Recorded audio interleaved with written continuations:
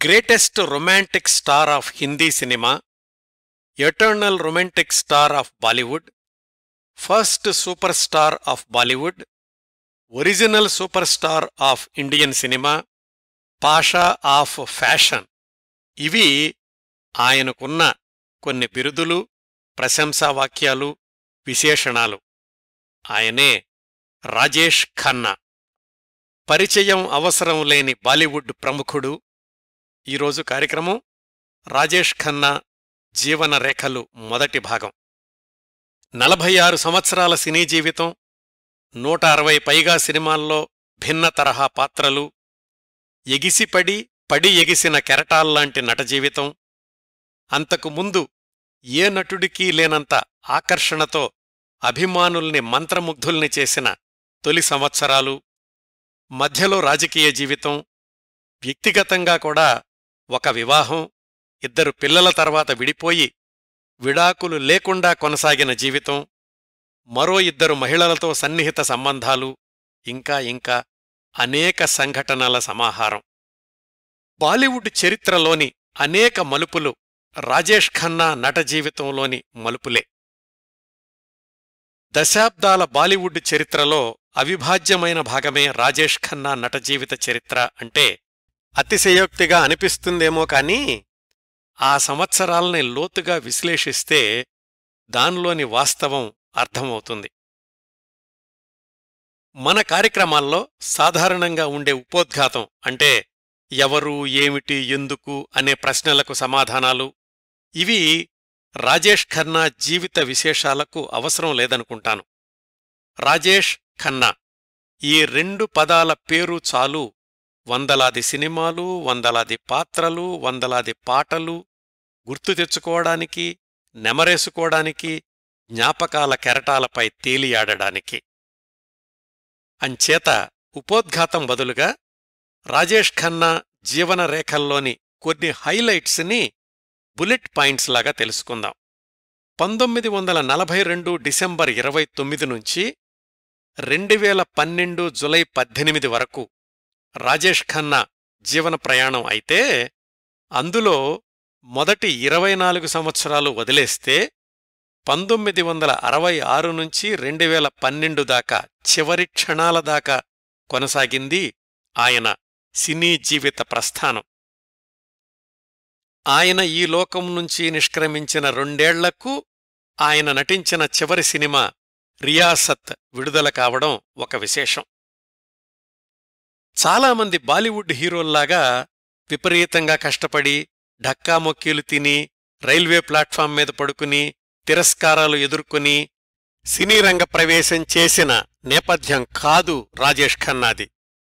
రాజకుమారుడిలాగే పెరిగాడు, హుందాగానే సినిమా రంగంలో ప్రవేశం చేశాడు. సినిమాల్లో వేషాల కోసం స్పోర్ట్స్ కారులో వెళ్లిన వైభవం రాజేష్ ఖన్నాది.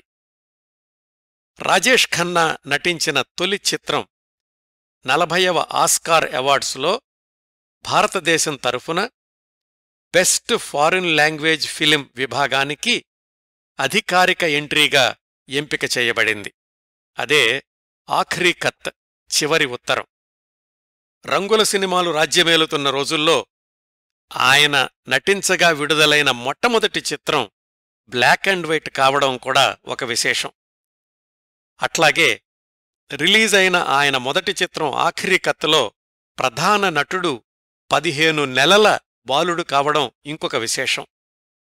ఆయన నటించిన మొట్టమొదటి 4 సినిమాలు పరాజయం పాలైన చిత్రాలు కావడం కూడా ఆయన నట జీవితంలో ఒక హైలైట్. ఆయన సంతకం చేసిన మొదటి సినిమా, విడుదలైన 2వ సినిమా రాజ్లో రాజేష్ ఖన్నా ద్విపాత్రాభినయం చేశారు. రాజేష్ ఖన్నా నట జీవితంలో మొత్తం 163 సినిమాల్లో నటిస్తే 106 సినిమాల్లో ఆయన ఒక్కడే హీరోగా నటించినవి, అంటే సోలో హీరో అన్నమాట. 20 ఏమో ఇతర భారీ తారాగణంతో నటించినవి, 29 సినిమాలు అతిథి పాత్రల్లో నటించినవి. ఈ గణాంకాలు ఉజ్జాయింపుగానండి, 1-2 అటు ఇటు కావచ్చు. ఆయన 1966లో సినీరంగ ప్రవేశం చేస్తే, అంటే ఆయన నటించగా విడుదలైన మొట్టమొదటి చిత్రం ఆఖరీ ఖత్ రిలీజైన సంవత్సరం. 1969లో ఆయన్ని సూపర్ స్టార్ చేసిన ఆరాధన విడుదలైంది కదా. అక్కడ్నుంచి 3 సంవత్సరాల్లోనే వరుసగా 15 సూపర్ హిట్స్ ఇచ్చిన రికార్డు కూడా రాజేష్ ఖన్నాది. పైగా అవన్నీ సోలో హీరోగా. 2 హీరోలతో చేసిన సినిమాలు కూడా కలుపుకుంటే ఈ సంఖ్య 17. ఈ రికార్డు ఇంతవరకు ఎవరూ అధిగమించలేదు అన్నది సినీ విశ్లేషకుల కథనం. 14 సార్లు ఫిల్మ్ఫేర్ ఉత్తమ నటుడి అవార్డుకి నామినేట్ అయితే 3 సార్లు ఆ పురస్కారాన్ని అందుకున్నారు. 2005లో ఫిల్మ్ఫేర్ జీవన సాఫల్య పురస్కారం అందుకున్నారు రాజేష్ ఖన్నా. బాలీవుడ్లో సూపర్ హిట్ రైటర్ జంట సలీం జావేద్ వాళ్లు తొలిసారిగా రచన చేసింది రాజేష్ ఖన్నా హీరోగా నటించిన హాథీ మేరే సాథీ చిత్రానికి. ఆరాధన చిత్రం దగ్గర్నుంచి ఆనంద్ బక్షి పాటలు రాసి, ఆర్డి బర్మన్ సంగీతం సమకూర్చి కిషోర్ కుమార్ పాడాడు అంటే అది ఖచ్చితంగా రాజేష్ ఖన్నా మీద చిత్రీకరించడానికే అన్నట్లుగా కొనసాగింది ఆ రోజుల్లోని హవా. ఆనంద్ బక్షి మధ్య మధ్యలో లేకపోయినా ఆర్డి బర్మన్, కిషోర్ కుమార్, రాజేష్ ఖన్నా కలయికలో 32 సినిమాలొచ్చాయి. కిషోర్ కుమార్ తారాపథం అందుకోవడంలో కూడా రాజేష్ ఖన్నా సినిమాల పాత్ర ఎంతైనా ఉంది అని విశ్లేషకుల అభిప్రాయం. హిందీలో మొట్టమొదటి సింగిల్ షాట్ డ్యూయెట్ ఆరాధనలో రాజేష్ ఖన్నా, షర్మిలా ఠాగూర్ల మీద చిత్రీకరించబడిందే. రూప్ తేరా మస్తానా అనే పాట. 1940లలో కేఎల్ సైగల్కున్న ప్రేక్షకాకర్షణ తర్వాత అంతకు మించిన అభిమానుల్ని సంపాదించుకున్నది రాజేష్ ఖన్నానే అంటారు. తొలి రోజుల్లో రాజేష్ ఖన్నా చేసిన సినిమాల్లో ఎక్కువ రొమాంటిక్ హీరో పాత్రలే కాబట్టి ఆయన అభిమానుల్లో అధిక శాతం యువతరం, అందులోనూ యువతులు ఉండేవాళ్లు. 1940లలో తమిళంలో ఎంకే త్యాగరాజ భాగవతార్ నడిచి వెళ్లిన దారిలోని ధూళిని తీసుకుని విభూదిలాగా నుదుటిన దిద్దుకునేవాళ్లట ఆయన అభిమానులు. ఆ విధంగానే 1970లలో అమ్మాయిలు రాజేష్ ఖన్నా కారుని ముద్దు పెట్టుకునేవాళ్లట. ఏ ఫంక్షన్ దగ్గరైనా బయట ఆయన కారు ఆగి ఉంటే ఫంక్షన్ అయ్యాక వచ్చేసరికి కారు మీద ఎక్కడ చూసినాగాని లిప్స్టిక్ ముద్రలు ఉండేవి అని ఆ రోజుల్లో పత్రికలు కథలుగా రాసేవి. కొంతమంది యువతులు ఆయన ఫోటోని వివాహం చేసుకున్నామని ప్రకటిస్తే మరికొంతమంది అమ్మాయిలు ఆయనకు తమ రక్తంతో ఉత్తరాలు రాసేవాళ్లట. ఆయన బంగ్లాలో నుంచి కారు బయటకు వచ్చే సమయానికి వందలాది మంది బారులు తీరి నిల్చుని ఆయన పేరుతో నినాదాలు ఇచ్చిన సందర్భాలు కోకొల్లలు. పోలీసు రక్షణలోనే బహిరంగ సమావేశాలకెళ్లిన ఆ తొలితరం హిందీ హీరోల్లో రాజేష్ ఖన్నా కూడా ఒకరు. ఆ రోజుల్లో మగాళ్ల ఫ్యాషన్ దుస్తులకు రోల్ మోడల్ రాజేష్ ఖన్నా. సాధారణంగా ఉత్తరాదిన రైతు సోదరులు, చిన్నపాటి రాజకీయ నాయకులు ధరించే గురు కుర్తాని ఫ్యాషన్ డ్రెస్గా ప్రాచుర్యంలోకి తెచ్చింది కూడా రాజేష్ ఖన్నానే. భుజాల మీదగా బెల్టులున్న ప్యాంటులు కూడా ఆ రోజుల్లో రాజేష్ ఖన్నా బ్రాండే. కళ్లజోడుని ముక్కుమీదకి జార్చి కళ్లాద్దాల పైనుంచి చూడడం రాజేష్ ఖన్నా ట్రేడ్ మార్క్. తల పంకిస్తూ పెదవుల మీద చిరునవ్వులతో చిన్న కళ్లల్లో మెరుపులు చిందించడం రాజేష్ ఖన్నాకే చెల్లింది.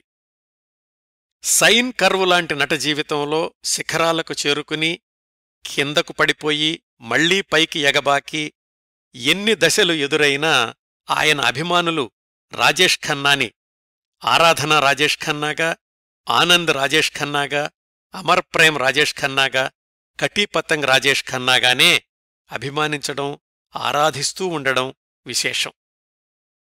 అందుకే ఆయన ఒక ఇంటర్వ్యూలో చెప్పుకున్నారు, రాజు అనేవాడు ప్రవాసంలో ఉన్నా శ్మశానానికెళ్లినా అతడెప్పుడూ రాజే అని. చాలా సినిమాల్లో ఆయన పాత్రల పేర్లు కూడా సూరజ్ కుమార్ వర్మ, రాజ్, రాజ్ కుమార్, రాజాబాబు, రాజేష్, రాజూ ఖాన్ ఇలాగా స్టైలిష్గా ఉండేవి.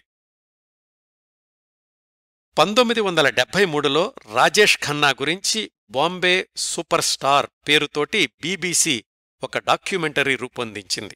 ఇది కూడా రాజేష్ ఖన్నాకున్న అరుదైన రికార్డుల్లో ఒకటి. ఇవండి రాజేష్ ఖన్నా గారి 45 సంవత్సరాల సినీ జీవితంలోని కొన్ని హైలైట్స్. ఇంకా చాలా చాలా విశేషాలు సమగ్ర కథనంలో తెలుసుకుందాం. ప్రధాన కార్యక్రమంలోకి ప్రవేశించబోయే ముందు ఈ కార్యక్రమ రూపకల్పన కోసం నేను సంప్రదించిన వనరుల జాబితా చెప్తాను. రాజేష్ ఖన్నా గారి సినీ జీవితం, వ్యక్తిగత జీవితం తెరిచిన పుస్తకాలే. ఆయనే చాలాసార్లు ఇంటర్వ్యూల్లో చాలా విశేషాలు చెప్పారు. అవన్నీ ఇంటర్నెట్లోని వెబ్సైట్స్లోనూ యూట్యూబ్లోనూ విరివిగా లభిస్తున్నాయి. వాటిల్లో కొన్నింటి నుంచి అంటే మన కథనానికి అవసరమైన సమాచారాన్ని సేకరిస్తున్నాను. India Today, Filmfare, Indian Express, Hindu ఇలాంటి పత్రికల్లో ఆ ఇంటర్వ్యూలు, రాజేష్ ఖన్నా గురించి ఆనాటి తారలు, దర్శకులు చెప్పిన విశేషాలు ఉన్నాయి. 1992 ప్రాంతాల్లో ప్రసారమైన ఆప్కే అదాలత్ కార్యక్రమంలో రాజేష్ ఖన్నా చాలా విశేషాలు చెప్పారు. రాజేష్ ఖన్నా గురించి 2-3 పుస్తకాలు కూడా వచ్చాయి. వాటిల్లో యసీర్ ఉస్మాన్ రాసిన పుస్తకం చదివాను. రాజేష్ ఖన్నా నటించిన సినిమాల గురించిన వ్యాసాలు, విశ్లేషణల నుంచి మరికొంత సమాచారం తీసుకుంటున్నాను. వీటన్నింటి నుంచి సేకరించిన సమాచారాన్ని సంవత్సరాల వారీగా అమర్చి, తేదీలు, ఒకదానిమీద ఇంకొకటి ఆధారపడిన సంఘటనల్లోని హేతుబద్ధతను సరిచూసి ఈ కథనాన్ని రూపొందించి మీ ముందుకు తీసుకొస్తున్నాను. బహుశా నేను చెప్పబోయే విశేషాలు రాజేష్ ఖన్నా అభిమానులకు తెలిసినవే అయ్యుంటాయి. వీటిల్లో ఏవైనా సవరణలు అవసరమైతే యూట్యూబ్ కామెంట్స్లో తెలియచేయండి. తరువాతి ఎపిసోడ్స్లో సరిచేస్తాను. అలాంటి సవరణలు సూచించేటప్పుడు మీ రిఫరెన్స్ ఆర్టికల్స్ లేదా మ్యాగజైన్ పేరు కూడా చెప్తే సాధికారికంగా ఉంటుంది. నా భవిష్యత్ కార్యక్రమాలకు కూడా ఉపయోగపడుతుంది. ఆయా పత్రికా సంపాదకులకు, వ్యాస రచయితలకు కృతజ్ఞతలు తెలియచేస్తూ ప్రధాన కథనాన్ని ప్రారంభిస్తున్నాను. రాజేష్ ఖన్నా అసలు పేరు జతిన్ ఖన్నా. తండ్రి పేరు లాలా హీరానంద్ ఖన్నా, తల్లి పేరు చంద్రాణి ఖన్నా. వాళ్ల ఏకైక సంతానం జతిన్ ఖన్నా. పుట్టిన తేదీ 1942 డిసెంబర్ 29. జతిన్ పేరు రాజేష్గా మారింది ఆయన తొలి సినిమా సమయంలో. మనం కూడా అప్పటి వరకు జతిన్ అనే మాట్లాడుకుంటూ ఉందాం. వాళ్ల స్వస్థలం అప్పట్లో బ్రిటిష్ ఇండియాలో భాగం, ప్రస్తుతం పాకిస్తాన్లోని బురేవాలా అనే నగరం. పాకిస్తాన్ పంజాబ్ ప్రాంతంలోని వెహరీ జిల్లాలో ఒక భాగం ఆ బురేవాలా అనే నగరం. ఆ ఊళ్ళో హెచ్ బ్లాకులోని 2 అంతస్తుల ఇల్లు వాళ్ల నివాసం. అప్పట్లో వాళ్ళింటి పక్కన హిందూ దేవాలయం ఉండేది. ప్రస్తుతం అందులో ఒక పోలీస్ స్టేషన్ ఉంది. అప్పటి ఇల్లు మాత్రం ఇంకా అట్లాగే ఉంది. ఆ ఇంటి గోడ మీద జతిన్ నివాస్ అని హిందీలో రాసిన బోర్డు కూడా ఉందట. 2012లో రాజేష్ ఖన్నా మరణించినప్పుడు పాకిస్తాన్ టీవీలో ఆ ఇల్లు చూపించేదాకా రాజేష్ ఖన్నా పుట్టిన ఇల్లు అది అన్న విషయం చాలామందికి తెలీదు.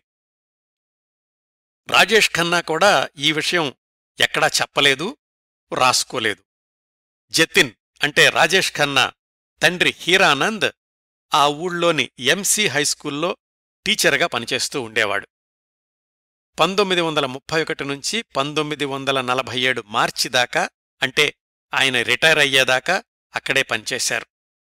ఇప్పటిక్కూడా ఆ స్కూల్లో ఒక బోర్డు మీద లాలా హీరానంద్ ఖన్నా టీచర్ అని పేరు కూడా ఉందట. జతిన్ ఖన్నా ఆ ఊళ్ళోనే ప్రాథమిక పాఠశాలకు వెళ్లాడు 1 సంవత్సరం పాటు.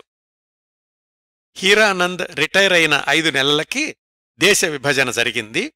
భార్యా పిల్లాడితో కలిసి అమృత్సర్కెళ్లారు. అప్పట్లో వాళ్లు అమృత్సర్లో ఉన్న ఇల్లు ప్రస్తుతం ఒక దేవాలయం. సూపర్ స్టార్ అయ్యాక రాజేష్ ఖన్నా ఆ ఇంటిని స్థానిక ధార్మిక సంస్థకు దానం చేసేశాడు. కారణాలేమిటో తెలియదు కానీ జతిన్ ఖన్నా 7-8 వయసులోనే వాళ్ల సమీప బంధువులైన చున్నీలాల్ ఖన్నా, లీలావతి ఖన్నా దంపతులకు దత్తత వెళ్లాడు. అప్పట్నుంచి ఆయన అమ్మా నాన్న పెంచుకున్న చున్నీలాల్, లీలావతీలే. వీళ్లు కూడా మొదట్లో అమృత్సర్లోనే ఉండేవాళ్లు. స్వాతంత్ర్యం వచ్చాక 1-2 బొంబాయికి వలస వెళ్లారు. జతిన్ ఖన్నా కన్న తల్లిదండ్రులు తర్వాత ఎక్కడున్నారు, ఎలా ఉన్నారు, ఎప్పటివరకు ఉన్నారు, దత్తత వెళ్లిపోయిన వాళ్లబ్బాయి జీవితంలోని ఉన్నత స్థితిని చూశారా లేదా, ఇలాంటి వివరాలు ఎక్కడా లభ్యం కావడం లేదు. జతిన్ ఖన్నాని పెంచుకున్న చున్నీలాల్ రైల్వే కాంట్రాక్టర్. రైల్వేకి దుస్తులు సరఫరా చేస్తూ ఉండేవాడు.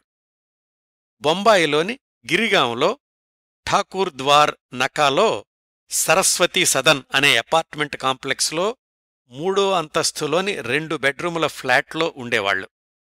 వాళ్ల గుమ్మం మీద Chunnilal Khanna and co government and railway contractor అనే బోర్డు కూడా ఉండేది. చున్నీలాల్ వ్యాపారంలో బాగా సంపాదించేవాడు. జతిన్ని దొరబాబులాగా చూసుకునేవాళ్లు. అక్కడికి వెళ్లిన కొత్తలో జతిన్ పిల్లలతో కలిసి ఆడుకోవడానికి కష్టంగా ఉండేది. ఎందుకంటే మరాఠీ భాష రాకపోవడం వల్ల. ఆ చుట్టుపక్కల పిల్లల్ని బతిమాలి అడిగి మరాఠీ భాషని తొందరలోనే వంటబట్టించుకున్నాడు జతిన్. చుట్టుపక్కల పిల్లలందరిలోకి కాస్త డబ్బులున్నవాడు, ఎప్పుడూ ఖరీదైన దుస్తులే వేసుకునేవాడు. ఎవరింట్లోనూ లేని ఆటబొమ్మలు వీళ్ళింట్లో ఉండేవి. సహజంగానే మిగతా పిల్లలందరికీ లీడర్ అయిపోయాడు జతిన్ 10 ఏళ్ల వయసులోనే. కాస్త ఉన్నవాళ్ల పిల్లలు చదువుకునే సెంట్ సెబాస్టియన్ హైస్కూల్లో జతిన్ చదువు మొదలయింది. స్కూల్లో కూడా జతిన్ రాజకుమారుడిలాగే ఉండేవాడు. తనతో పాటు కలిసి చదువుకున్న వాళ్లల్లో ఒక క్లాస్మేట్ పేరు రవి కపూర్. జతిన్ కంటే 4 నెలలు పెద్దవాడు. రవి కపూర్ కుటుంబం కూడా అమృత్సర్ నుంచి బొంబాయికి వలస వచ్చిన వాళ్లే. వాళ్ల నాన్న సినిమా స్టూడియోలకి ఇమిటేషన్ నగలు అద్దెకిస్తుండేవాడు. అట్లాంటి పనిమీద స్టూడియోకెళ్లినప్పుడు రవికపూర్కి సినిమాల్లో వేషాలేసే అవకాశాలొచ్చాయి. ఆ రవికపూర్ ఎవరో కాదు, తర్వాత రోజుల్లో బాలీవుడ్ తార జితేంద్ర. అంటే రాజేష్ ఖన్నా, జితేంద్ర హైస్కూల్ క్లాస్మేట్స్ అన్నమాట. ఇద్దరి సినీరంగ ప్రవేశం 1 సంవత్సరం వ్యవధిలో జరిగింది. జతిన్కి ఇంకో హైస్కూల్ మిత్రుడు ప్రశాంత్ కుమార్ రాయ్. తరువాతి సంవత్సరాల్లో ఈ ప్రశాంత్ కుమారే సూపర్ స్టార్ రాజేష్ ఖన్నా ఆఫీసులో ఉద్యోగిగా చేరాడు. జతిన్ ఖన్నాకి అంటే రాజేష్ ఖన్నాకి 10 ఏళ్ల వయసులో జరిగిన ఒక సంఘటన జీవితంలో ఒక గుణపాఠంలాగా మిగిలిపోయింది. అదేంటంటే, ఒకరోజు జతిన్ వాళ్ల నాన్న ఆఫీసుకెళ్లాడు. ఆ సమయానికి వాళ్ల నాన్న బయటికెళ్లాడు. ఆయన కూర్చునే కుర్చీ ఖాళీగా ఉంటే దర్జాగా దాంట్లో కూర్చుని ఏదో బొమ్మతోటి ఆడుకుంటున్నాడు. ఇది చూసిన మేనమామ కేకే తల్వార్ జతిన్తో, అరే, మీ నాన్న లేడని ఆ కుర్చీలో కూర్చున్నావు కానీ అలాంటి స్థానంలో కూర్చోవాలి అంటే అర్హత ఉండాలి అని అన్నాడు. అర్హత అన్న పదానికి అప్పటికి అర్థం తెలీదు. కాని చిన్నబుచ్చుకుని ఇంట్లోకెళ్ళి అమ్మకి జరిగిందంతా చెప్పాడు జతిన్. అప్పుడు వాళ్లమ్మ చున్నీలాల్ ఎన్ని ఇబ్బందులు ఎదుర్కొని చిన్న చిన్న వ్యాపారాలు చేసి ఈ స్థాయికి వచ్చాడో వివరంగా చెప్పింది. అర్హత అంటే అప్పుడు అర్థమైంది జతిన్ అనే 10 ఏళ్ల కుర్రాడికి. ఆ రోజు తను విలాసంగా దర్జాగా ఉంటున్నాడు అంటే అదంతా తల్లిదండ్రుల కష్టం వల్ల వచ్చిందేనని, దేన్నైనా సరే స్వయం కృషితో సాధించుకోవాలని, అలా చేస్తేనే గౌరవం వస్తుందని అర్థమైంది. అట్లా గారాబంగా పెరుగుతున్న హైస్కూలు రోజుల్లోనే జతిన్ జీవితంలో తొలి ప్రేమ కథ నడిచింది. జతిన్ ఏదడిగితే అది కొనిచ్చేవాళ్లు, పెంచుకుంటున్న అమ్మానాన్నలు అని చెప్పాను కదా. 12-13 ఏళ్ల వయసులో ఒక కొత్త సైకిల్ కొనిచ్చారు. దాంతో అపార్ట్మెంట్ కాంప్లెక్స్ చుట్టూతా చక్కర్లు కొట్టేవాడు. ఒకసారి సైకిల్ మీద నుంచి కింద పడ్డాడు. మోకాళ్లు 2 చీరుకుపోయాయి. రక్తం కారుతోంది. లేచి దులుపుకుంటుంటే కింద అపార్ట్మెంట్స్లో ఉండే ఒక అమ్మాయి, తనకంటే 1-2 ఏళ్లు పెద్దది, గబగబా వచ్చి జతిన్ మోకాళ్లకి బ్యాండేజ్ వేసింది. అలా జరిగిన ఆ ఇద్దరి పరిచయం రోజూ టెర్రేస్ మీదకెళ్ళి గంటల తరబడి మాట్లాడుకునేదాకా వెళ్ళింది. 1-2 సార్లు ఇంట్లో తెలియకుండా సినిమాలకు కూడా వెళ్లారు. జతిన్ కంటే ఆ అమ్మాయి వయసులో పెద్దది కాబట్టి ఎవరన్నా చూసినా మందలించాల్సిందేముందలే అనుకునేవాళ్లు. 1-2 ఏళ్లయ్యాక ఆ అమ్మాయి అపార్ట్మెంట్ కాంప్లెక్స్ నుంచి హఠాత్తుగా అదృశ్యమైపోయింది. పెద్దవాళ్లు పెళ్లి చేయడానికని ఆ అమ్మాయిని వేరే ఊరు తీసుకెళ్లిపోయారు. రాజేష్ ఖన్నా ఆ తర్వాత ఒక ఇంటర్వ్యూలో ఈ సంఘటన గురించి చెప్తూ, ఈ తొలి ప్రేమ తన మనసులో చాలా కాలం ఉండిపోయింది అన్నాడు. తర్వాత రోజుల్లో తాను ఒక సినీ నటుణ్ణై అలాంటి భగ్న ప్రేమ పాత్రలు ఎన్నో ధరించాల్సి వస్తుందని 15ఏళ్ల జతిన్ అప్పుడు ఊహించనైనా ఊహించి ఉండడు.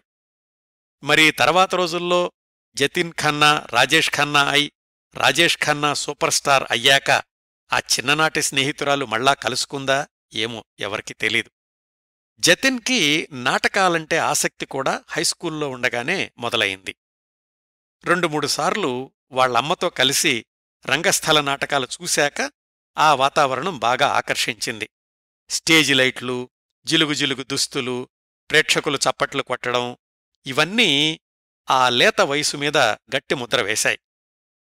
స్కూలైపోయాక అపార్ట్మెంట్లోని పిల్లల్ని పోగేసి టెర్రేస్ మీదకెళ్ళి నాటకాలు వేసే ఆటలు ఆడుతుండేవాడు. ఆ నాటకాల్లో తనే హీరో. అలా మొదలైన ఆకర్షణ కాలేజీ రోజుల్లో జతిన్ని నిజంగానే నటుణ్ణి చేసింది. 1958లో హైస్కూల్ చదువయ్యాక పూనాలో బిఏ డిగ్రీలో చేరాడు. అక్కడ చేరేటప్పుడు అప్లికేషన్ ఫారంలో జతీందర్ చున్నీలాల్ ఖన్నా అని తన పూర్తి పేరు రాశాడు. 2 ఏళ్ల కంటే ఎక్కువ పూనాలో ఉండలేకపోయాడు. ఎవరింట్లోనో పేయింగ్ గెస్ట్గా ఉండడమో లేక హాస్టల్లో ఉండడమో నచ్చలేదు. ఇంట్లో గారాబం అలవాటయిందేమో, ఎప్పుడెప్పుడు బొంబాయి వెళ్ళిపోదామా అనుండేది. ఫైనల్ ఇయర్కి మళ్లీ బొంబాయి వచ్చేసి కేసీ కాలేజీలో చేరాడు. అప్పటికి తన హైస్కూల్ మిత్రుడు రవి కపూర్, తర్వాత రోజుల్లో జితేంద్ర సిద్ధార్థ కాలేజీలో చదువుతున్నాడు. 2 ఏళ్లు బయట ఊరిలో ఉండి మళ్లీ సొంత ఊరు బొంబాయి వచ్చేసరికి స్వేచ్ఛాప్రపంచంలోకి అడుగుపెట్టినట్లనిపించింది జతిన్కి. సమయం దొరికినప్పుడల్లా స్టేజ్ నాటకాలకు వెళ్లడం, సునిశితంగా పరిశీలించడం తప్పనిసరి కార్యక్రమం అయ్యింది. అప్పటి వరకు కేవలం ప్రేక్షకుడే, ఇంకా నటుడు కాలేదు. వాళ్ల నాన్నకి జతిన్ని వ్యాపారంలో దించాలని ఉండేది. ఆ విషయాన్ని జతిన్కి స్పష్టంగా చెప్పాడు కూడా. వెంటనే ఎదురు చెప్పలేక మౌనంగా విని ఊరుకున్నాడు జతిన్. కొడుక్కి నాటకాలంటే ఇష్టము అన్న సంగతి అప్పటికి ఇంకా తండ్రికి తెలీదు. తనలోని ఆసక్తిని నటనగా మార్చుకునే ప్రయత్నాలు మొదలుపెట్టాడు జతిన్.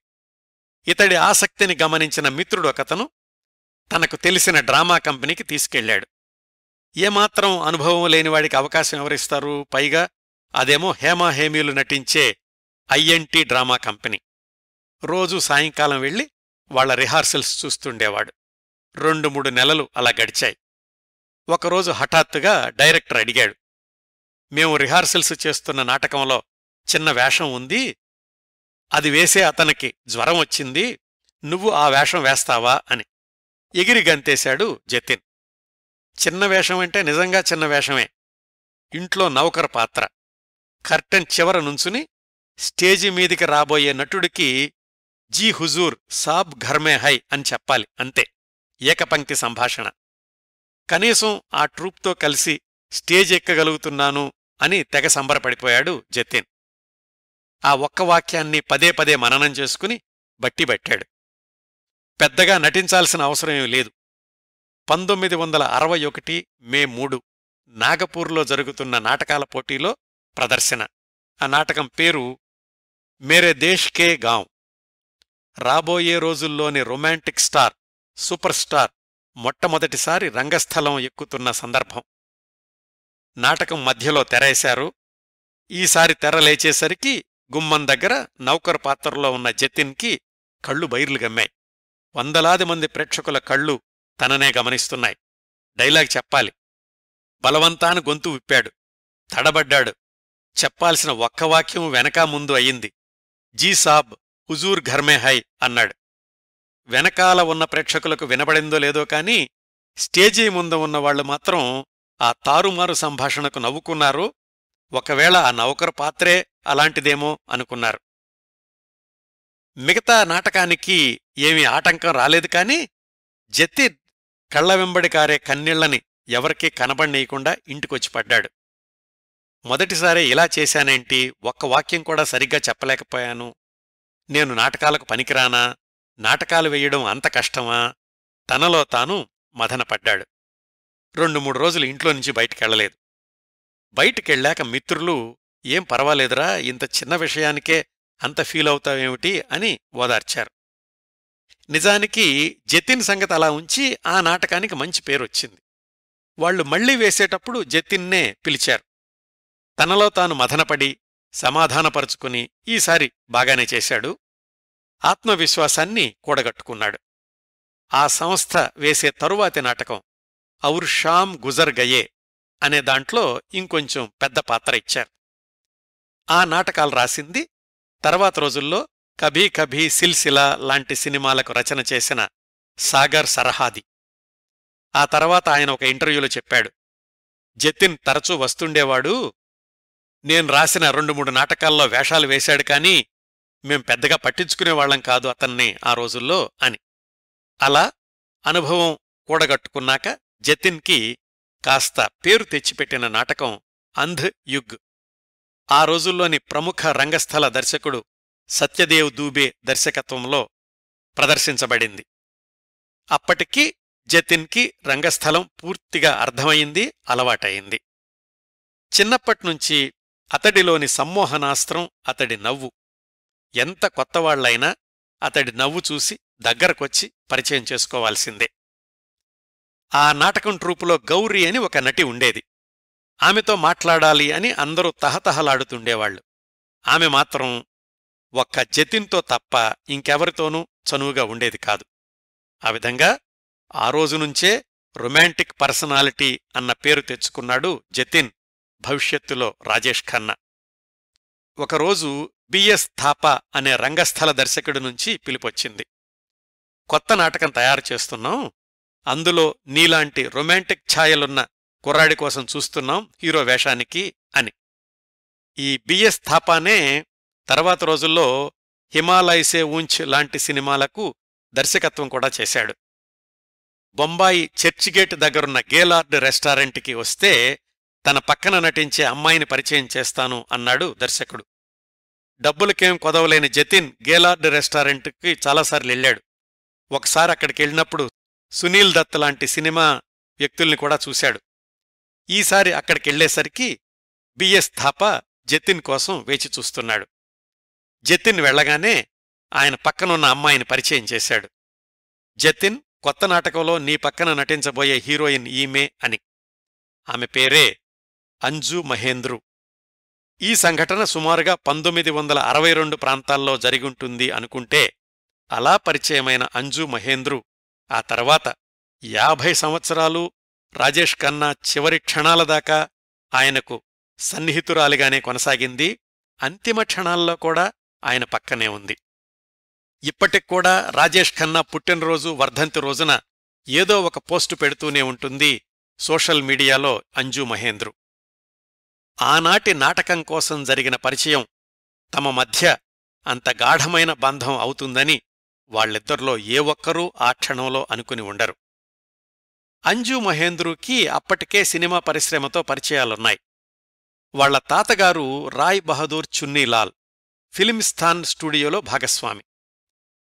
జతిన్కి సినిమా రంగం అంటే ఆసక్తి ఉండేది కానీ ఆ పరిశ్రమ గురించి పెద్దగా అవగాహన లేదు. అంజు మహేంద్రు అలాంటి కబుర్లు ఎక్కువగా చెప్తూ ఉండేది. ఆ విధంగా తొందరలోనే జతిన్, అంజు మహేంద్రు దగ్గరయ్యారు. వాళ్ళిద్దరి రిహార్సల్సు భోలాభాయ్ మెమోరియల్ బిల్డింగ్లో జరుగుతూ ఉండేవి. ఆ బిల్డింగ్లోనే ఆనాటి ప్రముఖ నటి షమ్మీ కపూర్ భార్య గీతాబాలి ఆఫీసు కూడా ఉండేది. చాలామంది ఈ నాటకాలేసే వర్ధమాన నటీనటులు వేషాల కోసమని ఆమె ఆఫీసు చుట్టూ తిరుగుతూ ఉండేవాళ్లు. ఎప్పట్నుంచో మెదులుతున్న ఆలోచన సినిమాల్లో అవకాశాలు తెచ్చుకోవాలి అని. అది జతిన్లో రోజురోజుకి బలపడింది. రిహార్సల్స్కి వెళ్లినప్పుడల్లా గీతాబాలి ఆఫీసు వైపు చూస్తూ ఉండేవాడు. ఒకరోజు ధైర్యం చేసి ఆమె బయటకొస్తుంటే పలకరించాడు. అందరికీ సమాధానమిచ్చినట్లే జతిన్కి బదులిచ్చింది గీతాబాలి. అలా 2-3 సార్లు ఎదురుపడ్డాక ఒకసారి ధైర్యం చేసి అడిగాడు, సినిమాల్లో వేషాల కోసం ప్రయత్నిస్తున్నాను అని. మేము ఒక పంజాబీ సినిమా తీద్దామనుకుంటున్నాం, నీకు సరిపోయే వేషం ఉంటుందేమోలే అంది గీతాబాలి. ఆ ఒక్క మాటకే సినిమాల్లో వేషం వచ్చినంత ఆనందపడిపోయాడు. కాని ఆ తర్వాత గీతాబాలి ఆఫీసు నుంచి కబురేమీ రాలేదు. మరొక కొత్త నటుడికి అవకాశం దక్కింది అని తెలిసింది. ఆ కొత్త నటుడే ధర్మేంద్ర. కొన్నాళ్లకు మళ్లీ గీతాబాలి కలిసినప్పుడు, ఏం పర్వాలేదు, నిరాశపడకు, ఏదో ఒకరోజు నువ్వు కూడా సూపర్ స్టార్ అవ్వొచ్చు అని ఓదార్పు వాక్యాలు చెప్పింది. కాని నిజంగా జతిన్ ఖన్నా, రాజేష్ ఖన్నా అయ్యే సమయానికి గీతాబాలి జీవించిలేరు. మసూచి వ్యాధితో చిన్న వయసులోనే మరణించారు. అది జతిన్కి సినిమా అవకాశంతో తొలి పరిచయం, వైఫల్యం. ఇంకా అంజు మహేంద్రుతో ఎలాగూ రిహార్సల్స్ కొనసాగుతున్నాయి. వాళ్ల కలయికలో 2-3 నాటకాలు ప్రదర్శితమయ్యాయి. నటనలో మెళకువలు బాగా నేర్చుకున్నాడు జతిన్. అంజు మహేంద్రుతో స్నేహం కూడా బలపడుతోంది. పేరుకైతే నటుడే కాని మరీ బొంబాయిలోని ప్రేక్షకులంతా గుర్తుపట్టే, మెచ్చుకునే నటుడేం కాదు. అంత గొప్ప పేరు కూడా రాలేదు. అయితే అంతకంటే గొప్ప పేరు, ఎవ్వరూ ఊహించునంత స్టార్డమ్ తనకోసం వేచిచూస్తోంది అని జతిన్కి కూడా తెలియదు 1965 సంవత్సరానికి. ఆ అవకాశం వచ్చింది యునైటెడ్ ప్రొడ్యూసర్స్ గిల్డ్ అనే సంస్థ రూపంలో. అదెలా జరిగిందంటే, సాధారణంగా అప్పటిదాకా సినిమాల్లోకి కొత్త నటీనటులు రావాలి అంటే ఔత్సాహికులే సినిమా ఆఫీసుల చుట్టూ తిరుగుతూ ఉండేవాళ్లు. నిజానికి జతిన్ ఖన్నా కూడా అలాంటి ప్రయత్నాలు చేశాడు. కొన్ని ప్రొడక్షన్ ఆఫీసులకెళ్లి ఫోటోలు ఇచ్చొచ్చేవాడు, కాని ఎక్కడా ఏమీ ఫలితం కనిపించలేదు. కొన్నిసార్లేమో నిర్మాతలే కావలసిన నటీనటుల్ని వెతుక్కుంటూ వెళ్లేవాళ్లు. అయితే 5-6 ప్రముఖ నిర్మాతలు కలిసి ఒకసారి టాలెంట్ హంట్ లాంటి కార్యక్రమం నిర్వహించడం అనేది అప్పటిదాకా ఎప్పుడూ జరగలేదు. అదే మొట్టమొదటిసారి 1965లో జరిగింది. బిఆర్ చోప్రా, శక్తి సామంత, జె ఓంప్రకాష్, జిపి సిప్పి లాంటి ప్రముఖ దర్శక నిర్మాతలందరూ కలిసి యునైటెడ్ ప్రొడ్యూసర్స్ గిల్డ్ అనే సంస్థను ఏర్పాటు చేసి ఫిల్మ్ఫేర్ మ్యాగజైన్తో కలిసి టాలెంట్ హంట్ నిర్వహిద్దాం అనుకున్నారు. ఆ పోటీల్లో ఎంపికైన నటీనటులకు తమ భవిష్యత్తు సినిమాల్లో అవకాశాలివ్వాలి అనేది వాళ్ల ప్రణాళిక. ఇలా బహిరంగంగా పోటీలు నిర్వహిస్తే ఎక్కువ మంది నటనా సామర్థ్యం ఉన్న కొత్త వాళ్లని ఆకర్షించవచ్చు అని వాళ్ల ఆలోచన. పేపర్లో ప్రకటనిచ్చారు. అప్పటికే సినిమా రంగం మీద ఆసక్తి పెంచుకున్న జతిన్ని కూడా దరఖాస్తు చేయమని ప్రోత్సహించింది అప్పటికీ రంగస్థల నటి జతిన్కి ఆప్తమిత్రురాలు అంజు మహేంద్రు. జతిన్ అప్పటికే చాలా ఆఫీసుల చుట్టూ తిరిగాడనుకున్నాం కదా. కాని ప్రముఖ దర్శక నిర్మాతలు అందరి దృష్టిలో పడే ఏకైక అవకాశాన్ని ఎలాగైనా సద్వినియోగం చేసుకోవాలి అనుకున్నాడు. ప్రత్యేకంగా ఫోటోలు తీయించుకుని అప్లికేషన్ పంపించాడు. వేలాది మంది అప్లై చేశారు. యునైటెడ్ ప్రొడ్యూసర్స్ గిల్డ్ లోని సభ్యులు ఆషామాషీ నిర్మాతలు కాదు. అందరూ కూడా హిందీ చిత్ర పరిశ్రమలోని దిగ్గజాలు. వాళ్లందరి దృష్టికి ఒకేసారి వెళ్లడమంటే సువర్ణావకాశం. జతిన్కి కాలం కలిసొచ్చింది. వేలాది దరఖాస్తుల్లో కాచి వడపోసి ఇంటర్వ్యూ దశకి వెళ్లే జాబితాలో అతడి పేరుంది. ఈ విషయం తెలిసిన రంగస్థల మిత్రులందరూ అభినందించారు. 1-2 ప్రాథమిక ఇంటర్వ్యూలు అయ్యాయి. అన్నింటిలోనూ విజయవంతంగా ఎంపికయ్యాడు. చిట్ట చివరి ఇంటర్వ్యూ రోజొచ్చింది. ఈ ఫైనల్ ఎంపికలో దర్శక నిర్మాత దిగ్గజాలందరూ ఉంటారు. ఇంతవరకు పర్వాలేదు, కానీ ఆ పెద్ద పెద్ద వాళ్ల ముందుకు వెళ్లడానికి ఒక్క క్షణం భయపడ్డాడు జతిన్. కానీ ఇది తాడోపేడో తేల్చుకోవాల్సిన సమయం. ఇలాంటి అవకాశం మళ్లీ రాకపోవచ్చు. మానసికంగా తనకి తాను ధైర్యం చెప్పుకున్నాడు. స్నేహితురాలు అంజు మహేంద్రు కూడా నీలాంటివాడికి కాకపోతే ఎవరికి అవకాశం వస్తుంది అని అతడి ఆత్మవిశ్వాసాన్ని మరింత బలపరిచింది. చివరి ఇంటర్వ్యూ రోజు రానే వచ్చింది. 80-90 మంది ఆ ఇంటర్వ్యూకి వచ్చారు. వాళ్ల చేతికి ఒక సీన్ పేపర్ ఇచ్చారు. దానిలో ఉన్న దృశ్యాన్ని ఇంటర్వ్యూ కమిటీ సభ్యులైన బిఆర్ చోప్రా, శక్తి సామంత, జీపీసిప్పీల ముందు ప్రదర్శించి చూపించాలి. జతిన్కి వచ్చిన పేపర్లో నువ్వొక నర్తకిని ఇష్టపడుతున్నావన్న విషయాన్ని మీ అమ్మకు చెప్పాలి అనుంది. చెప్పాల్సిన సంభాషణలు కూడా అందులో ఉన్నాయి. వేచి చూస్తున్న ఔత్సాహిక నటీనటులందరూ తమ తమ సంభాషణల్ని 1-2 సార్లు చదువుకుంటున్నారు, కంఠతా పడుతున్నారు. జతిన్ చేతిలో పేపర్ 2-3 సార్లు చూశాడు. ఉద్విగ్నతతోటి వాటిమీద కేంద్రీకరించలేకపోయాడు. ఇంతలో లోపలికి రమ్మని పిలుపొచ్చింది. సినీ పరిశ్రమలోని పెద్దలందరి ముందు నిల్చోవడం అదే మొదటిసారి. అసలు అలాంటి వాళ్లను చూడ్డానికే నెలల తరబడి వాళ్ల ఆఫీసుల ముందు నిలబడాలి. అలాంటిది వాళ్లందరూ కలిసి కూర్చున్నటువంటి సన్నివేశం. డైలాగ్స్ నోటికొచ్చాయా అని అడిగారు. డైలాగ్స్ కంటే ముందు క్యారెక్టరైజేషన్ కావాలండి. ఆ పాత్ర పేదవాడా, ధనవంతుడా, మధ్యతరగతివాడా, ఆ అమ్మాయిని ఊరికే పరిచయం చేస్తున్నాడా, పెళ్లి చేసుకుంటానంటున్నాడా, ఇవన్నీ తెలియాలి అని అడిగాడు జతిన్ ధైర్యంగా. మిగతా వాళ్లెవరూ ఇలాంటి ప్రశ్నలు అడగలేదు. వాళ్లకొచ్చిన డైలాగ్స్ చెప్పి వెళ్ళిపోయారంతే. పాత్ర స్వభావం గురించి అంత శ్రద్ధగా అడిగిన మొదటి యువకుడు జతిన్. ఇది ఇంటర్వ్యూ కమిటీకి బాగా నచ్చింది. బిఆర్ చోప్రా అన్నారు, నువ్వు రంగస్థల నటుడివి కదా, నువ్వే క్యారెక్టరైజేషన్ ఊహించుకుని చెప్పు అని. అంతకుముందు 2-3 నుంచి తాను నటించిన పాత్రలన్నీ జతిన్ మనసులో సినిమా రీల్లాగా తిరిగాయి. అటో ఇటో తేలిపోవాలి అనుకుంటూ తన నాటకాల్లోని సంభాషణల్ని కొన్నింటిని కలిపి వాళ్లడిగిన దృశ్యాన్ని నటించి చూపించాడు.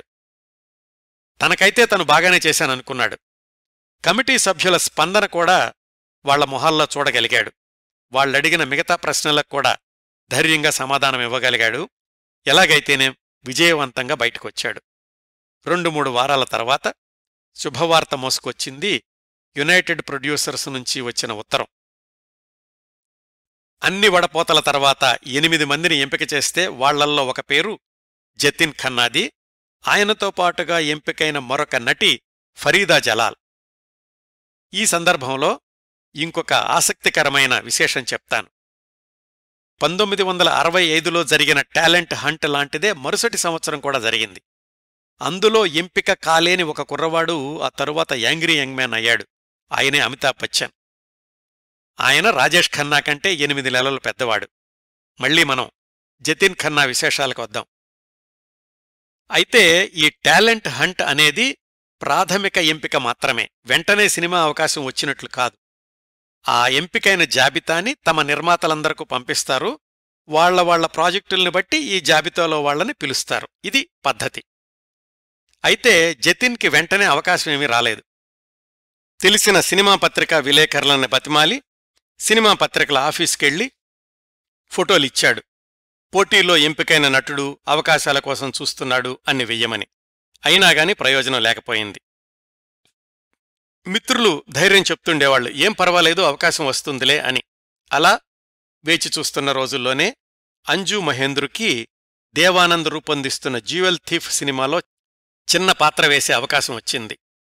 మొత్తానికి సుదీర్ఘ నిరీక్షణ అనంతరం ఒక శుభముహూర్తాన జీపీసిప్పి ఆఫీసు నుంచి స్క్రీన్ టెస్ట్కి పిలుపొచ్చింది.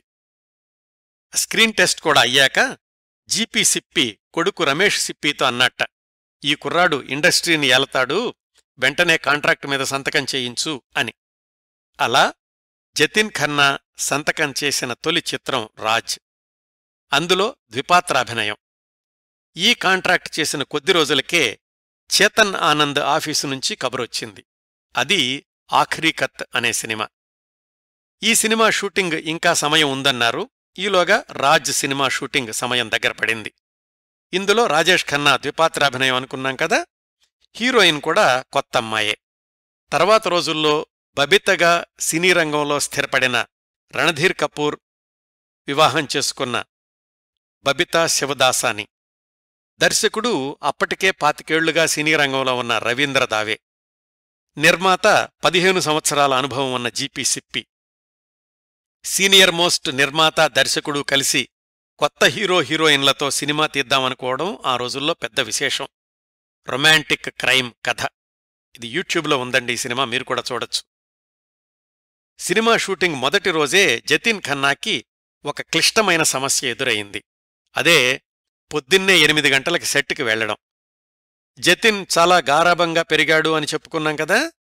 పెందలకాడే లేవడం అనేది అప్పటిదాకా అలవాట్లేదు. పెంచుకున్న అమ్మా నాన్న కూడా ఎక్కువగా కోప్పడేవాళ్లు కాదు. కాలేజీ రోజుల్లో కూడా ఎప్పుడూ మొదటి పీరియడ్ గైర్హాజరే. అలాంటిది రేపొద్దున్నే మొదటి షాట్ 8 గంటలకు రావాలి అని దర్శకుడు చెప్పగానే జతిన్కి గుండెల్లో రాయిపడింది. ఎంత ప్రయత్నించినా లేవలేకపోయాడు. మొదటి రోజు సెట్కి వెళ్లేసరికి 11 అయింది. అందరూ ఆయన కోసం వేచి చూస్తున్నారు. 25 అనుభవం ఉన్న దర్శకుడు కూడా, బాబూ, ఇది మొదటి రోజు మొదటి షాట్ అన్న సంగతి మర్చిపోయావా? పైగా ఇది నీ మొదటి సినిమా. మొదటి రోజే ఇంత ఆలస్యంగా వచ్చావంటే తర్వాత ఎలా ఉంటావో? ఇదే పరిస్థితి కొనసాగితే నువ్వు మా ప్రాజెక్ట్ నుంచి వెళ్ళిపోవాల్సొస్తుంది అన్నాడు ప్రొడక్షన్ మేనేజర్. అదే మీ నిర్ణయం అయితే నేనేం చేయలేను. దేనికైనా రాజీ పడతాను కాని పొద్దున్నే లేవడం నా వల్ల కాదు అని తెగేసి చెప్పినా వాళ్లు జతిన్తోనే సినిమా కొనసాగించారు అంటే మరి ఆయనలో వాళ్లకి భవిష్యత్తు సూపర్ స్టార్ కనిపించాడా, లేక ఆ దశలో మళ్లీ కొత్త హీరోని ఎక్కడ వెతుక్కుంటాంలే అనుకున్నారో కాని మొత్తానికి షూటింగ్ కొనసాగింది జతిన్తోనే. ఆ రోజునుంచే కాస్త తలబిరుసున్న మనిషని, సెట్స్కి సమయానికి రాడని పేరు పడింది జతిన్ ఖన్నాకి. అది ఆయన నట జీవితం చివరిదాకా కొనసాగింది, మధ్య మధ్యలో కొన్ని మినహాయింపులు తప్పిస్తే. ఆ తర్వాత ఇంటర్వ్యూలో రాజేష్ ఖన్నానే చెప్పారు, ఆ రోజుల్లో అలా సొంత షరతులతో పనిచేసిన నటుల్లో నేను ఒక్కణ్ణి. బహుశా నాలో ఏదో ప్రత్యేకత చూసి ఉంటారు, అందుకే దర్శక నిర్మాతలు నన్ను భరించగలిగారు. అయినా నేను ఆలస్యంగా సెట్స్కి రావడానికి కారణం నేను పొద్దున్నే లేవలేకపోవడం ఒక్కటే కాదు, ఆ రోజు షూట్కి అవసరమైన సంభాషణలన్నీ చదివి అర్థం చేసుకోవడం, పాత్రలోకి వెళ్లి రిహార్సల్స్ చేసుకోవడం, ఇవన్నీ ఇంటి దగ్గర పూర్తి చేసుకుని స్టూడియోకి వెళ్లేవాణ్ణి. ఒకసారి సెట్కి వెళ్ళాక సమయం వృధా కావడం అంటూ జరిగేది కాదు అని. ఈ రాజ్ సినిమా షూటింగ్ సందర్భంలోనే జరిగిన ఇంకొక సంఘటన గురించి కూడా ఒక ఇంటర్వ్యూలో ఆయనే చెప్పుకున్నారు. ఆ సినిమాలో కొంత భాగం కులూలో షూటింగ్ చేశారు. అక్కడ షూటింగ్ జరిగినప్పుడు ఒకరోజు ప్యాకప్ చెప్పాక సాయంకాలం కొంతమంది యూనిట్ సభ్యుల్ని తన గదికి పిలిచి మందు పార్టీ మొదలుపెట్టాడు జతిన్.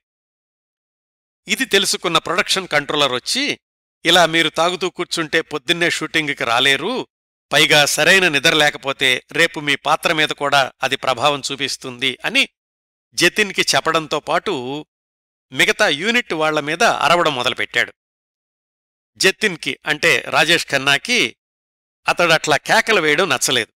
చూడు బాబు, ఇది నా రూము, లొకేషన్ కాదు, పైగా ఇది షూటింగ్ సమయం కూడా కాదు, సాయంకాలం నా రూములో నేనేం చేసినా నీకనవసరం అని చెప్పబోయాడు.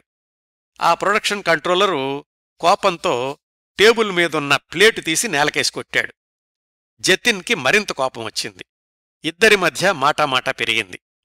ఏమనుకున్నాడో ఏమో కాని ఆ ప్రొడక్షన్ కంట్రోలరే వెనక్కి తగ్గి వెళ్ళిపోయాడు. మర్నాడు లొకేషన్లో కూడా ఏమీ మాట్లాడలేదు. అయితే బొంబాయి తిరిగెళ్ళాక నిర్మాత సిప్పీకి ఫిర్యాదు చేశాడు. ఆ రోజు షూటింగ్కి ఇబ్బంది కలగకూడదని నేనే వెనక్కి తగ్గాను, అయితే ఈ కొత్త కుర్రాణ్ణి కాస్త అదుపులో పెట్టకపోతే తర్వాత మీకే ఇబ్బంది అవుతుంది అని సిప్పి జతిన్కి కబురు చేశాడు. జతిన్ తనవైపు వాదన వినిపించాడు. ఈ సంఘటన కాస్త ఘర్షణకు దారితీసిన సిప్పి నన్ను మరింతగా అర్థం చేసుకోవడానికి, నేను ఆయనకు దగ్గరవ్వడానికి, తర్వాత రోజుల్లో మేమిద్దరం కలిసి మరెన్నో సినిమాలు చెయ్యడానికి దోహదం చేసింది అని రాజేష్ ఖన్నా ఒక ఇంటర్వ్యూలో చెప్పుకున్నారు. ఈ సినిమా షూటింగ్ సమయంలోనే జరిగిన మరొక సంఘటనేమిటంటే, జతిన్కి సినిమాలో అవకాశం వచ్చిందని వాళ్లమ్మా నాన్న సంతోషించారు. పోనీలే, వాడికిష్టమైన పని దొరికింది అనుకున్నారు. ఒకరోజు వాళ్ల నాన్నగారి ఆఫీస్కెళ్లాడు. అక్కడ తనకి మేనమామ వరసయ్యే కేకే తల్వార్ ఉన్నాడు. ఈ మేనమామే చాలా సంవత్సరాల క్రిందట జతిన్ చిన్నప్పుడు మీ నాన్నగారి కుర్చీలో కూర్చోవాలంటే అర్హత సంపాదించుకోవాలి అని చెప్పింది. ఇప్పుడు అంతకంటే పెద్ద స్థానాన్ని సంపాదించుకునే ప్రయత్నంలో తొలి అడుగులు వేస్తున్న జతిన్ని చూసి ఆ మేనమామే చెప్పాడు, జతిన్, నీకున్న పేరులో ఫోర్సు కనిపించడం లేదు, నీ పేరు రాజేష్ అని మార్చుకో, రాచరకం ఉట్టిపడుతుంది, ఉచ్చరించడం కూడా ఫోర్స్ఫుల్గా ఉంటుంది, పైగా నీ మొదటి సినిమా రాజ్ పేరు కూడా కలిసొస్తుంది అని. అట్లా జతిన్ ఖన్నా రాజేష్ ఖన్నా అయ్యాడు మొదటి సినిమా షూటింగ్ జరుగుతున్న రోజుల్లోనే. ఈ విధంగా రాజేష్ ఖన్నా అలవాట్లకి, తెలియకుండా లోపల అప్పటికే పేరుకున్న తలబిరుసుతనానికి పరీక్ష పెట్టే సంఘటనలతోటి రాజ్ సినిమా షూటింగ్ పూర్తయింది. అయితే కొత్త నటీనటులతో సినిమా అవడం వల్ల వ్యాపార లావాదేవీలు ఆలస్యమై 1 సంవత్సరం తర్వాత 1967 మే 5న విడుదలయ్యింది. సినిమా టైటిల్స్లో కూడా GP Sippy proudly presents Rajesh Khanna, Babita Shivdasani అని టైటిల్స్లో ప్రత్యేకంగా వేశారు. రాజ్ సినిమా కథాంశంలో కూడా చాలా కొత్తదనం ఉంది, ద్విపాత్రాభినయం ఉంది, కొత్త నటీనటులు అయినప్పటికీ కూడా విజయం సాధించలేదు. అయితే దీనికంటే 4 నెలలు ముందుగానే విడుదలయింది ఆయన సంతకం చేసిన 2వ చిత్రం చేతన్ ఆనంద్ రూపొందించిన ఆఖరీ ఖత్ 1966 డిసెంబర్ 30న. ఇందులో హీరోయిన్ ఇంద్రాణి ముఖర్జీ. అప్పటికే 6 ఏళ్లుగా హిందీ సినిమాలో నటిస్తున్నారు ఆమె. ఆఖరీ ఖత్ చిత్రకథ కూడా ఆ రోజులకు పూర్తి ప్రయోగాత్మకం. పైగా కలర్ సినిమాలు రాజ్యమేలుతున్న రోజుల్లో బ్లాక్ అండ్ వైట్లో తీద్దామనుకున్నారు చేతన్ ఆనంద్. 15 నెలల పిల్లవాడు బొంబాయి వీధుల్లో తప్పిపోవడం. రాజేష్ ఖన్నా పాత్రేమో ఇందులో గోవింద్ అనే శిల్పి. కులు లోయకు వెళ్లినప్పుడు ఒక అమ్మాయి పరిచయం అవ్వడం, అక్కడ రహస్యంగా పెళ్లి చేసుకోవడం, తను బొంబాయి వచ్చేయడం, అక్కడ తాళికట్టిన అమ్మాయి తల్లి కావడం, 15 నెలల బాబును తీసుకుని ఆ అమ్మాయి బొంబాయి రావడం, గోవింద్కి ఉత్తరం రాసిపెట్టి తను చనిపోవడం, బాబు వీధుల పాలవ్వడం, ఉత్తరం చదివిన గోవింద్ బాబు కోసం అన్వేషించడం, చివర్లో బాబును కలుసుకోవడం. ఇది ఆఖరీ ఖత్ చిత్రకథ. ఆ తల్లి చనిపోవడానికి ముందు రాసిన చివరి ఉత్తరం కాబట్టి ఆఖరీ ఖత్ అన్న పేరు పెట్టుండొచ్చు. సినిమా కథనం కూడా ఆ రోజుల్లో అన్ని సినిమాల్లాగా సరళంగా సూటిగా కాకుండా వెనక్కి ముందుకి ఫ్లాష్ బ్యాక్ పద్ధతిలో సాగుతుంది. ఇందులో రాజేష్ ఖన్నా పాత్ర కూడా అన్ని రకాల భావోద్వేగాలు పలికించాల్సిన పాత్ర. ఈ సినిమాని 60 సంవత్సరాల తర్వాత కూడా గత 2 ఏళ్లలో యూట్యూబ్లో 5 లక్షల మంది వీక్షించడం గమనార్హం. మీరు కూడా చూడొచ్చండి. ఈ సినిమాని ఇప్పుడు చూసినా ఇది రాజేష్ ఖన్నా నటించిన 2వ సినిమా అంటే నమ్మడం కష్టం. అనేక దృశ్యాల్లో ఆయన ప్రదర్శించిన అద్భుతమైన నటనను గమనిస్తే తర్వాత రోజుల్లో సూపర్ స్టార్ ఎలా అయ్యారో అర్థమవుతుంది. ముఖ్యంగా 2 దృశ్యాల్ని గుర్తుచేస్తాను. భార్య వదిలి వెళ్లిన ఉత్తరాన్ని చదివే సందర్భం. దాదాపు 2 నిమిషాల పాటు రాజేష్ ఖన్నా టైట్ క్లోజప్, ఒక్క సంభాషణుండదు. ఆయన మొహంలో ప్రదర్శించిన భావోద్వేగాలు అతడు కొత్త నటుడు అంటే ఏమాత్రం నమ్మశక్యంగా ఉండదండి. అలాగే చిట్ట చివరి దృశ్యంలో పసిపిల్లాడు బుడిబుడి నడకలతో లోపలికొచ్చి తల్లి శిల్పాన్ని ముద్దు పెట్టుకుంటున్నప్పుడు చూసిన రాజేష్ ఖన్నా మొహంలోని భావాలు ఆ సినిమాకి, నూతన నటుడు రాజేష్ ఖన్నా నటన కూడా అది హైలైట్ సన్నివేశం అనిపిస్తుంది. రాజేష్ ఖన్నా ఆఖరీ ఖత్ని గుర్తు చేసుకుంటూ చెప్పారు చాలాసార్లు, ఆ సినిమా పూర్తిగా చేతన్ ఆనంద్ చిత్రం, మేము ఆయన చెప్పినట్లు చేశామంతే, పేరంతా ఆయనకే దక్కాలి అని. చివరి దృశ్యంలో రాజేష్ ఖన్నా ముఖంలో అలసట, దీనత్వం ప్రతిబింబించాలి. ఆ ఎఫెక్ట్ కోసమని 3 రోజుల పాటు రాజేష్ ఖన్నాని సరిగ్గా నిద్రపోనివ్వకుండా చేసి ఆ దృశ్యంలో నటింపచేశారట చేతన్ ఆనంద్. సినిమా టైటిల్స్లో ముందుగా ఆ పిల్లవాడు బంటి పేరు, ఆ తర్వాత హీరోయిన్ ఇంద్రాణి ముఖర్జీ పేరు, ఆ తర్వాత 3వ పేరు రాజేష్ ఖన్నాది. కొత్త నటుడు అని కాని, వెండితెర పరిచయం అని కాని ఈ సినిమాలో వెయ్యలేదు. ఎందుకంటే విడుదలలో మొదటిదే అయినప్పటికీ ఆయన నటించిన 2వ సినిమా కాబట్టి. ఇంకా ఈ ఆఖరీ ఖత్ చిత్రంలోని ఖయ్యాం సంగీతం, బహారో మేరా జీవన్ భీ సవారో అనే లతా మంగేష్కర్ పాడిన పాట గురించి వేరే చెప్పాల్సిందేముంది, ఇప్పటిక్కూడా ఎవర్ గ్రీన్ పాట. ఇంత అద్భుతమైన చిత్రం, ఆస్కార్ నామినేషన్ కూడా వెళ్లే అర్హత సంపాదించుకున్న చిత్రం అయినప్పటికీ కూడా ఆశించినంత విజయం సాధించలేదు. అయితే ఈ సినిమాలో తన నటన చూసి వహీదా రెహమాన్ తనని ఖామోషీ చిత్రానికి సిఫార్సు చేశారు అని రాజేష్ ఖన్నా ఒక ఇంటర్వ్యూలో చెప్పుకున్నారు.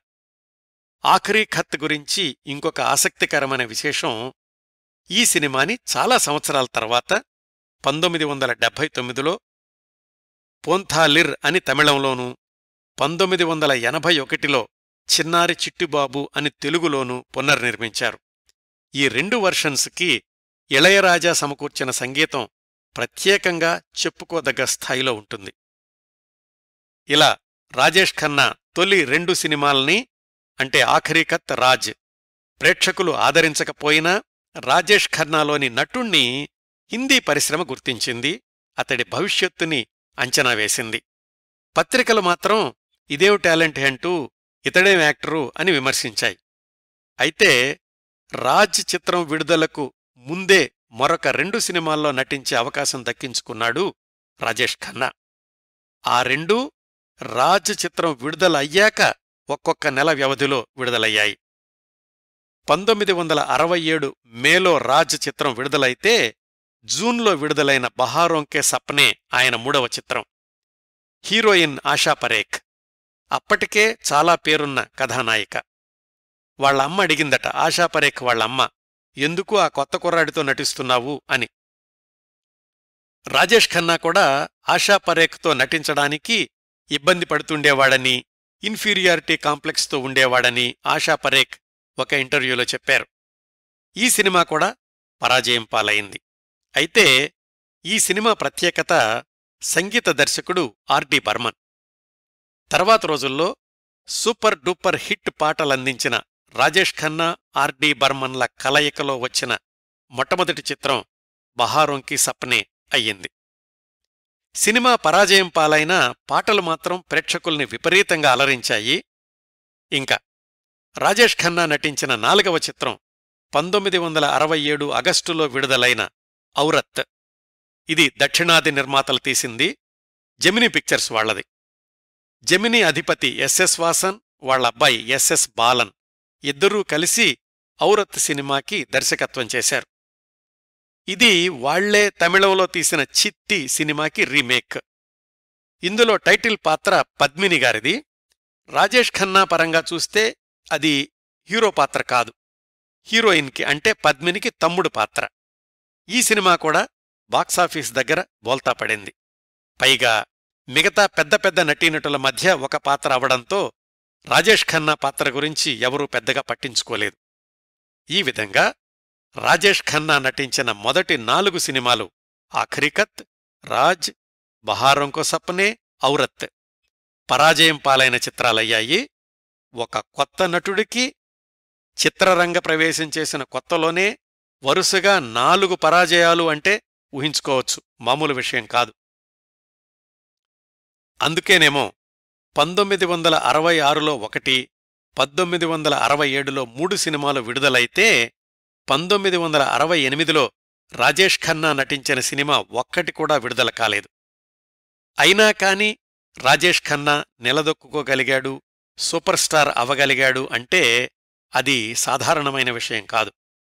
ఆ మలుపుకి దారితీసిన చిత్రం ఆరాధన 1969లో విడుదలయ్యింది.